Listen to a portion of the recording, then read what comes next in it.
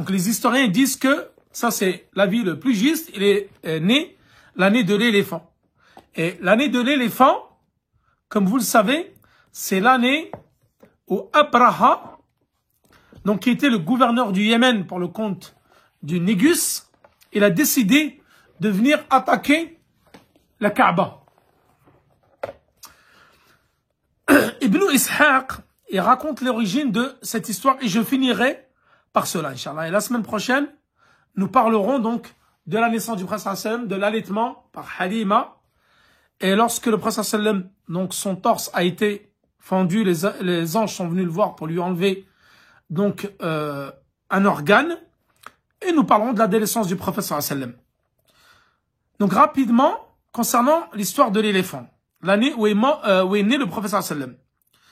À l'origine, Abraha, donc qui était le gouverneur du Yémen, pour le compte du Négus, car les Éthiopiens, ils avaient conquis le Yémen. Donc le Yémen, c'était une province de l'Éthiopie, donc gouvernée par le roi d'Éthiopie, le Négus, le roi d'Abyssinie.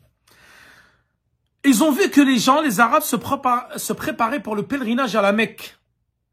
Et Abraha, il a dit, je vais détourner les Arabes du pèlerinage à la Mecque. Parce qu'ils effectuaient déjà les Arabes le pèlerinage à cette époque-là. La Kaaba était déjà construite. Je vais les détourner du pèlerinage. Et je vais construire une grande église, la plus belle qui soit, pour que les gens se détournent du pèlerinage. Donc il a construit, en l'honneur du Négus, le roi d'Abyssinie, une énorme église. On dit qu'il n'y a aucune église en ce temps-là, qui a été construite par un autre homme aussi belle que celle-ci.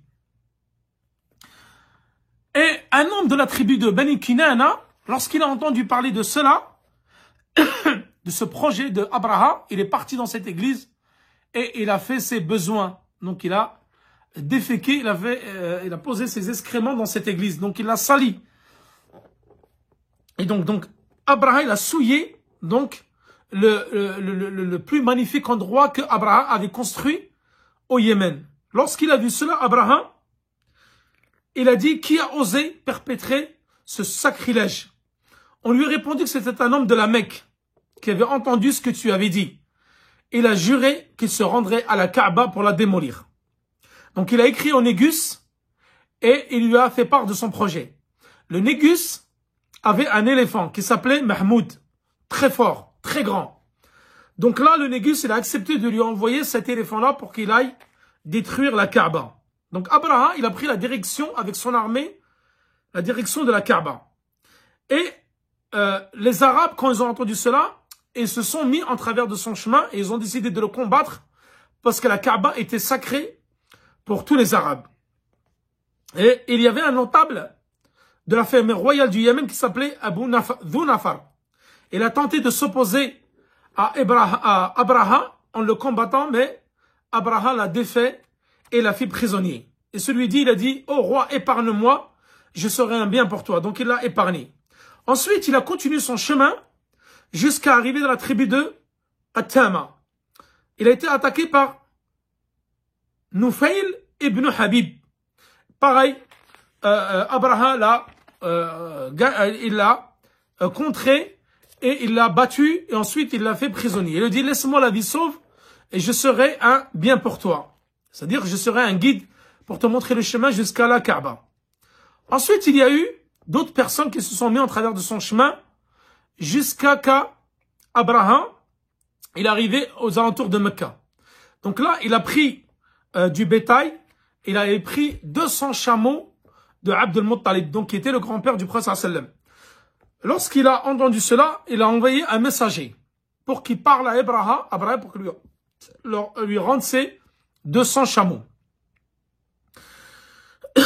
Et donc Abraham a décidé de le recevoir. Donc lorsqu'il a reçu, il l'a fait asseoir près de lui et il était impressionné par Abd al-Muttalib. Et Abd al-Muttalib, donc, il l'a salué, etc. Comment saluer les rois, il lui a demandé de lui rendre ses chameaux. Il était étonné, Abraham, il a dit, comment? Moi, je viens détruire votre maison sacrée, et toi, tout ce qui t'importe, c'est tes chameaux et tu ne te préoccupes pas de la maison sacrée. Il a dit, moi je suis le seigneur des chameaux, le propriétaire des chameaux, et je demande mon bien. Et le propriétaire de la Kaaba, c'est son seigneur, c'est Allah. Et celui qui la défendra, car c'est sa maison sacrée. Et là, il est parti, et Abraha, il a décidé de lui rendre ses 200 chamels. Et il a ordonné aux membres de Quraysh de se sauver dans la montagne aux différents endroits de la Mecque et de s'éparpiller. Car Abraha allait les envahir. Donc là, il lui a dit, moi je ne pourrais pas protéger la Kaaba, mais son Seigneur va la protéger. Une fois qu'il lui a rendu les chameaux, donc il est parti, il a quitté Abraha. Et là, Abdul Muttalib, il a dit, essaye de parler à Abraha, Nufayl, donc qui était un esclave, il a dit, essaye de lui parler pour qu'il puisse rebrousser chemin et de changer. Nufayl, qu'est-ce qu'il a fait? Il s'est approché de l'éléphant, donc Mahmoud, l'éléphant d'Abraha, et lui a soufflé à l'oreille, murmuré à l'oreille, accroupis-toi Mahmoud, tu te trouves là dans la cité sacrée d'Allah subhanahu wa ta'ala. L'éléphant s'est mis alors accroupi, et les soldats d'Abraha, ils ont tenté de le lever, de le stimuler, il refusa d'aller de l'avant. Lorsqu'il se mettait en direction du Yémen, il allait en courant. Lorsqu'il se mettait en direction du Sham, également. Mais en direction de la Mecque, il ne